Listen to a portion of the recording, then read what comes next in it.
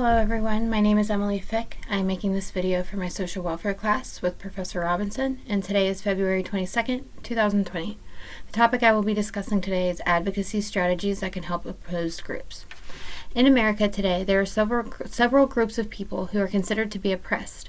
As a social worker, your job is to help these people speak on their behalf and help them make changes in their lives and their culture based on your knowledge and level of expertise.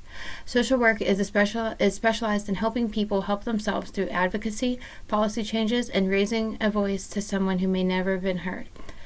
Advocacy, by definition, is engaging in purposeful actions that will help people advance their rights, opportunities, causes, and human dignity. Sounds like a job of a social worker, doesn't it? That's because social workers follow what we call a code of ethics. This code of ethics was written by the National Association of Social Workers and states that their purpose is to socially and economically help vulnerable groups seek the right resources to get proper help they need in order to not only survive, but to thrive. Social workers believe in empowerment through advocacy to improve these groups' use of proper family dynamics, organizational functioning for community services, and proper policy guidelines for all the major ways to achieve goals through proper advocacy. There are two forms of advocacy. Case advocacy, which involves one case, an individual or family, that requires there to be some type of change made. When dealing with the case advocacy, the goals are to meet the absolute needs of a person to ensure their survival for a short period of time, things such as healthcare, food, and water. Cause advocacy involves a larger structure or systematic effort to change policies, practices, procedures, and laws to achieve social justice for a large part of society. The goals for cause advocacy involve causes that promote human dignity as well as long-term things such as employment, equal status before law, and social injustice. Why do people need an advocate, you might ask? Some people are not able to provide themselves at a certain point in their life or at all because life has made it that way for them. This could be due to a mental or physical reason, lack of social or education, lack of public resources, or the effects of hopelessness and not being able to get out of the thoughts of not being able to get out of poverty. The social services and programs that have been put into place by policies and laws are supported by activists and social workers through advocacy. The ethics of advocacy. Social workers are required to behave in a professional, skillful manner. The Code of Ethics of the National Association of Social Workers, or NASW, helps social workers see their purpose, which is to advocate for enhancing a living environment that will help produce a healthy and safe place for people. Social workers are also advised to use the Code of Ethics to approach, initiate, assist, educate, and organize clients' participation and effort in advocacy. Now let's take a look at advocacy broken down into levels that will better help us understand how social workers use it in life.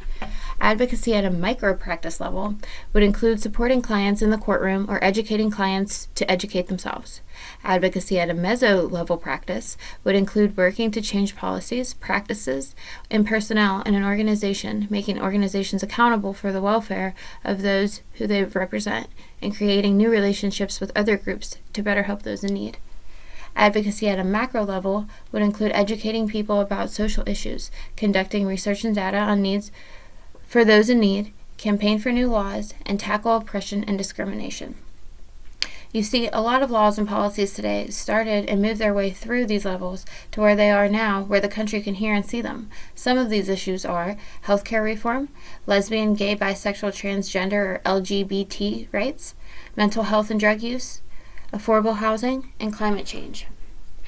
As we've discussed in previous classes, social workers utilize the generalist social practice model, while the advocacy practice model and policy model, or APPM, is a similar model, and only it's for advocacy in particular.